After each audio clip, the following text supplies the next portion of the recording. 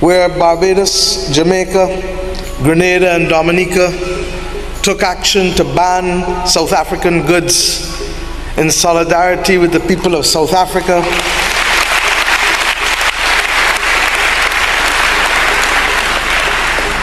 Recognizing that though they were thousands of miles away, there was an injustice being perpetrated, man's inhumanity to man, that required people who had little power to take a stand and to say, wrong is wrong.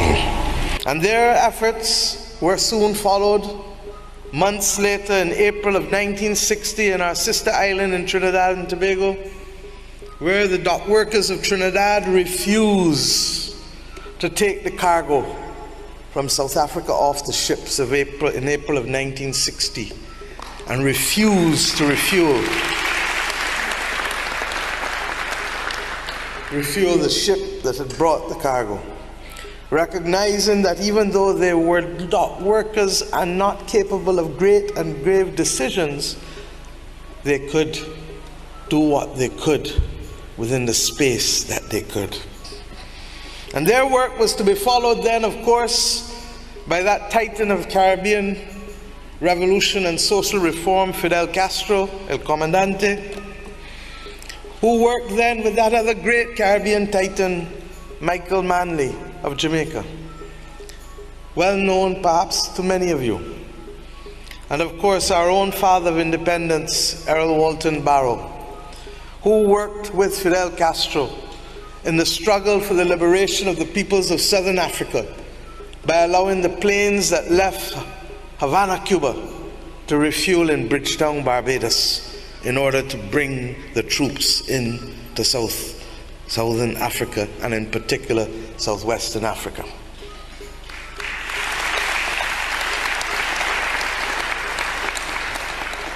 And then, of course, there was the decision of the Commonwealth heads of government.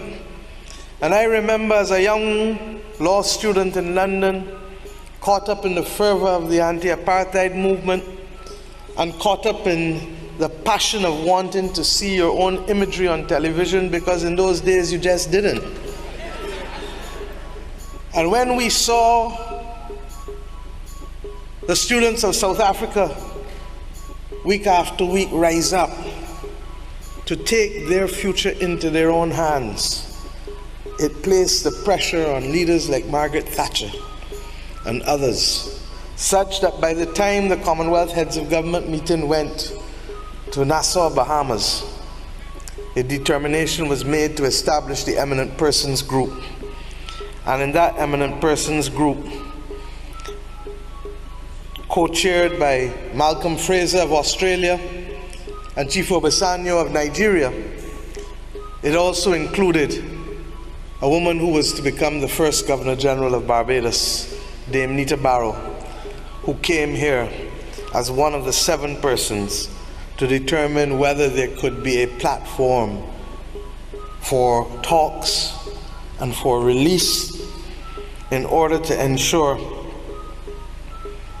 that the ungodly and unconscionable actions of apartheid could be brought to an end. Regrettably, their work was to be stymied by the then government, but they were capable and able at the time to meet Madiba. And it is instructive what they wrote in their unanimous report about Madiba in 1986, and I quote, "Having visited him on 3 occasions, what was their assessment? That he impressed us as an outstandingly able and sincere person whose quality of leadership were self-evident.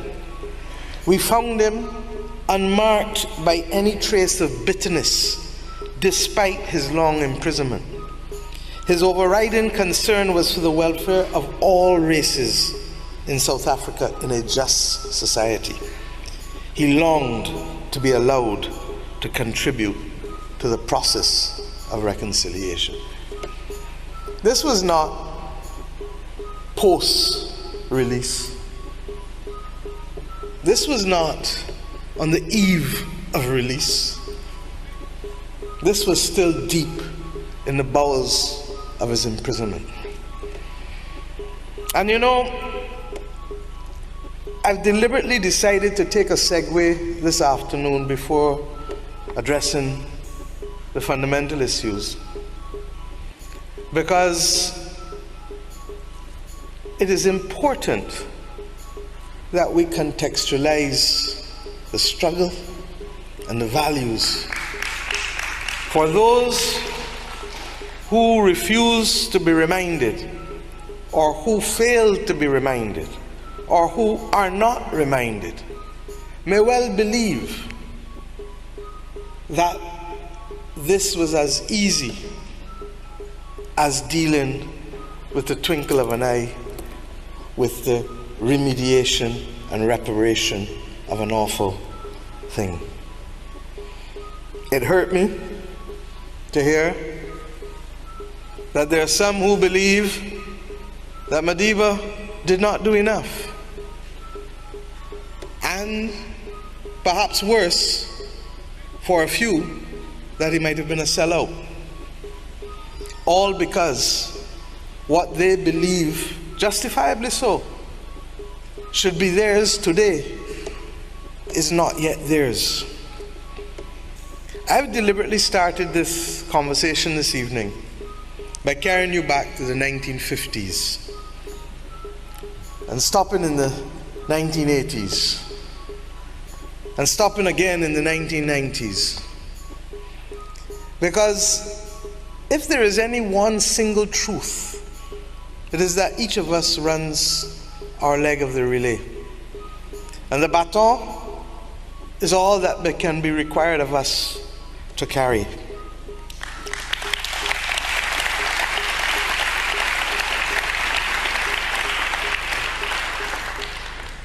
And yesterday I had the distinct honor of going to the Foundation's headquarters in the Center of Memory, and of reading, and I feel so privileged to be given copies of the transcript in Madiba's own handwriting, and I shall treasure them as long as I have breath. But in reading his own assessment of where he was and what he believed had happened,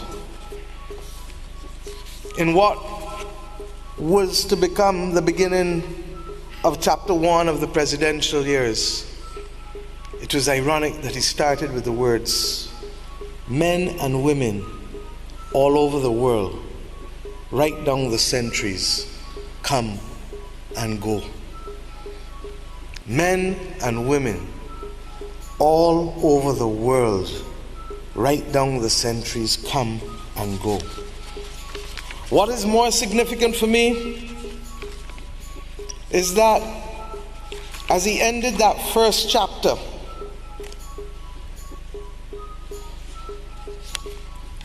he also reflected on the fact that he sought at no stage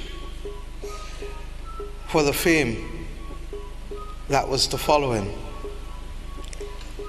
and that the notion that he could be regarded as a saint was one that he thoroughly rejected. And the last words, "I never was one even on the basis of an earthly definition of a saint as a sinner who keeps trying." My friends, we need to pause sometimes and to remember context always. And I do so because in a very real sense, that which I've come to address you today on too is the subject of a great struggle, and will be the subject of a struggle that will require many different people to run their different legs of the baton, of the race, to hand over the baton. And the example of Madiba is the example more than any other that I would want us to hold on to, because in so doing, it is the values that he exhibited, the moral example, the moral compass that he provides, that gives us both the strength and the capacity to run this race, which will be the greatest race that humanity will require of any generation. It stands out for me that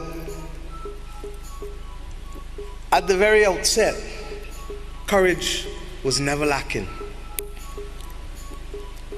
It is a cause for which I am prepared to fight, but a cause for which I am prepared to die.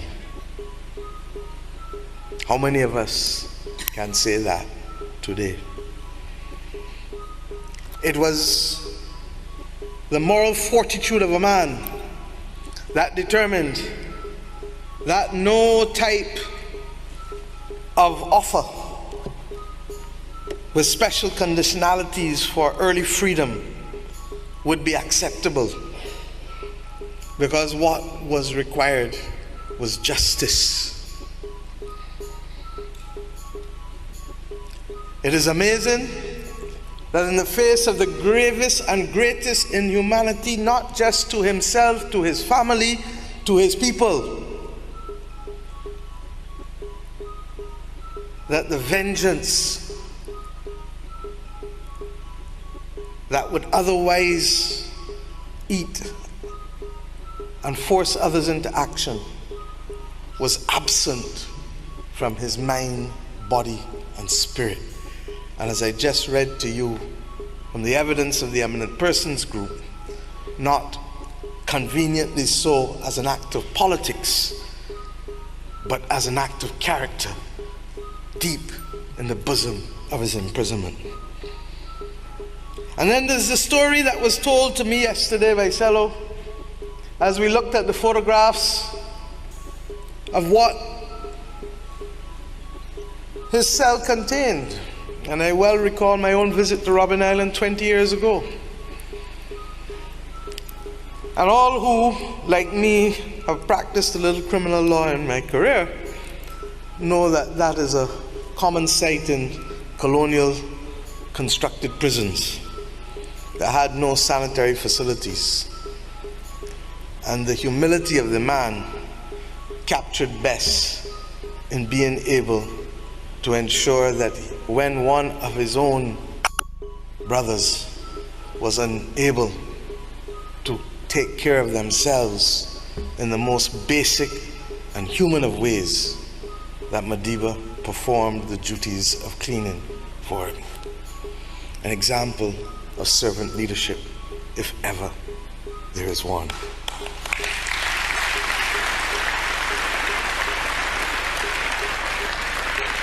So forgive me if I have strayed a bit, because I believe that in this world where everything is instantaneous and quick, and where people expect results like that, we sometimes need to remind ourselves of the context of the struggles that we fight, and to remind ourselves of what truly was at stake. There are some young people who would simply now, 3 decades after his release, will only know of Nelson Mandela in the context of a history book or in the stories told by others, but would not appreciate what it is to be prevented from being able to love who you want, to work where you want, to live where you want, to do what you want, in ways that are simply not capable of contemplation today. But we can't talk about economic justice and economic opportunity if the basic aspects of freedom have not been guaranteed.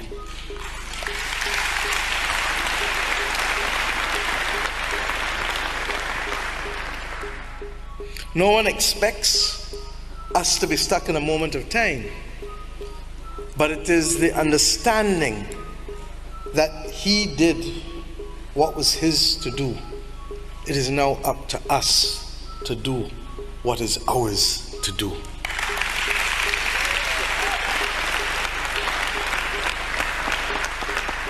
And it is for that reason I've come to KwaZulu-Natal.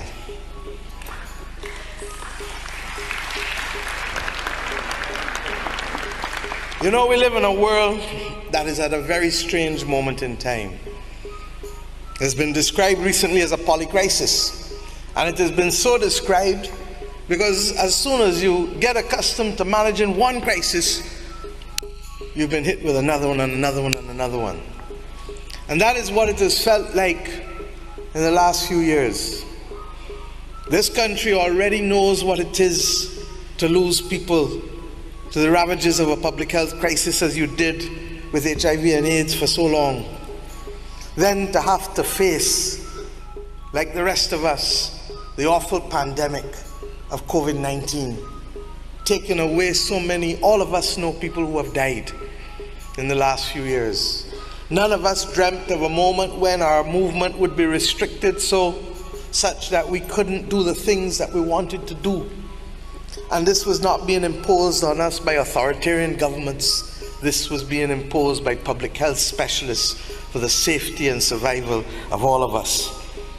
And as if that were not enough, because we were already fighting the climate crisis, we were still recovering from the financial crisis of 2008-9.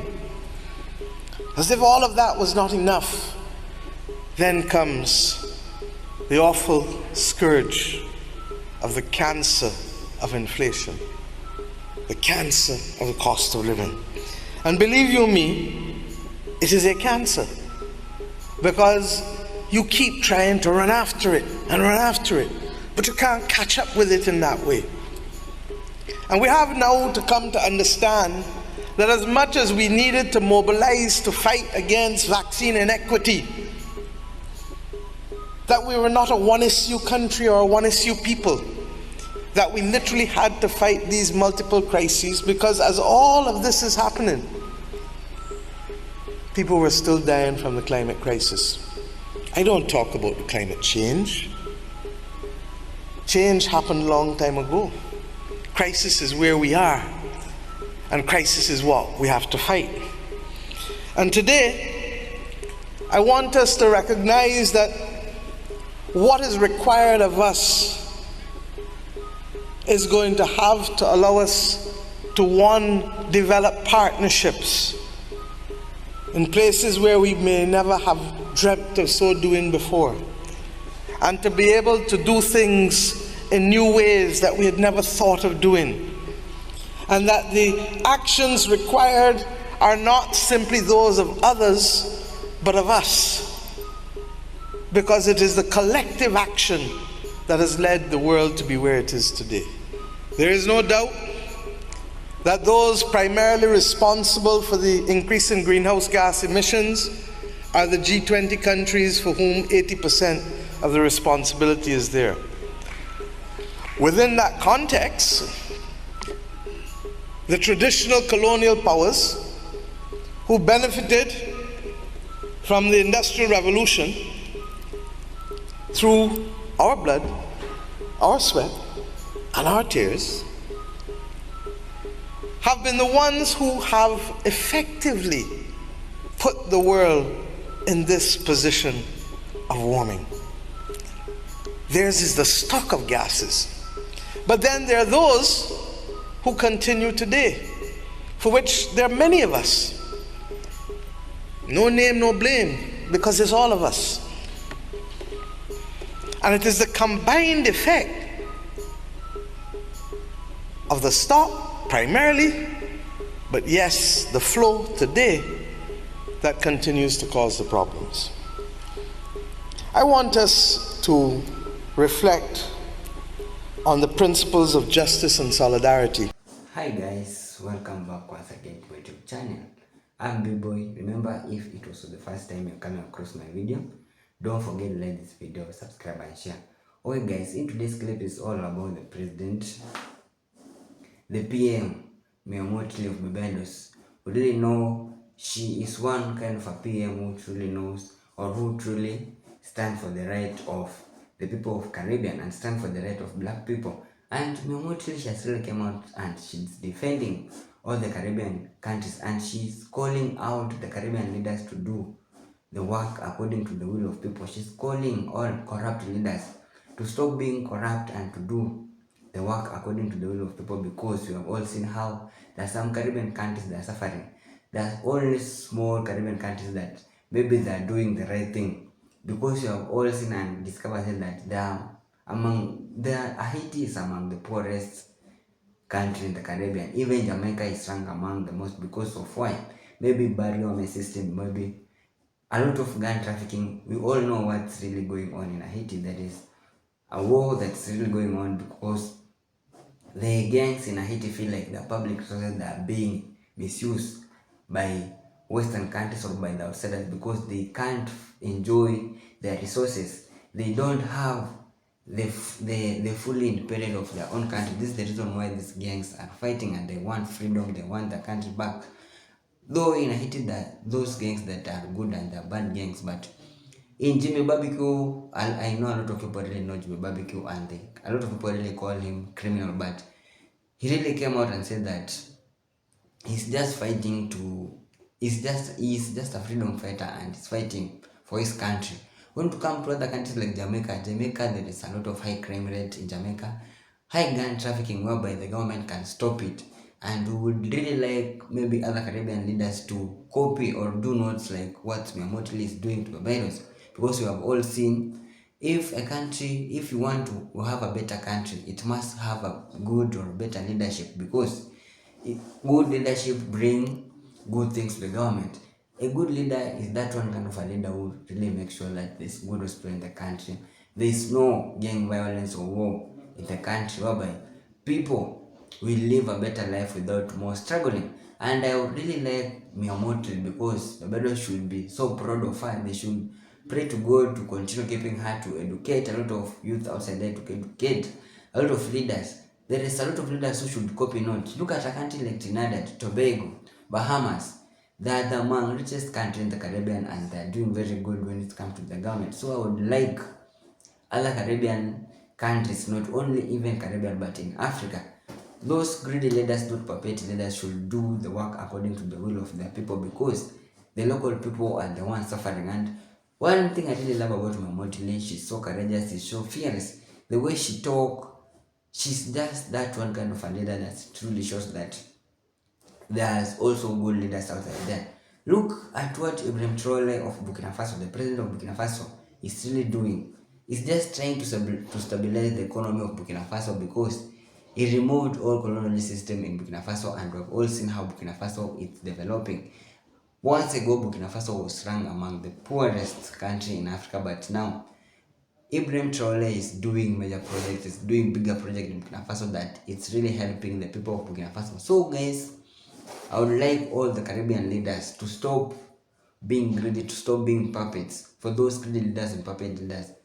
It's really high time the countries to start developing economically and infrastructure, because we have all seen a lot of people that are really crying out, maybe because of bad government, to some Caribbean countries. And in Africa, you can ask yourself, why do people, or a lot of people or Western people, call Africa among the poorest continent in Africa? They call it because maybe of the bad government system, or maybe how there is a lot of corrupt leaders in Africa. But Africa is among the richest continent on earth, because we have everything. We have gold, we have oil, we have everything in Africa that can make us be among the richest continent in Africa. But we are ranked among the poorest, because we mine these things, but they are not manufactured in our own country. We just take them to those Western countries so that they can manufacture them there, and then they come and sell them back to us while it's so expensive. So guys, let us do what's Mottley or Ibrahim Traoré. I really like to compare these great leaders to other leaders. Ibrahim Traoré, Mottley, even an Ifan of is one of the president in Caribbean. Those president of Trinidad, Bahamas, Tobago, some of them, they are really doing a good work, and it's better for them. Even some, the American government is also trying to reduce crime rate, gang trafficking, and it's also good work. So we like our president to do the work according to the will of people. We are saying that not these all leaders they are corrupt, because corruption is not a new word to a lot of people. There's a lot of government that has a lot of corruption in it, but it depends on what kind of a president that's really running this government. So guys, let us join our hands together. We pray together. Even if we go to election, we pray to God to guide us to elect a better leader. Not that leader who will make us suffer. Not that leader who will make a lot of youths to not have job opportunities in the country. Let us do what is right, and we will be far better. So guys, if it was the first time you come across my video, don't forget to like this video, subscribe and share. Thank you so much for your time. One love.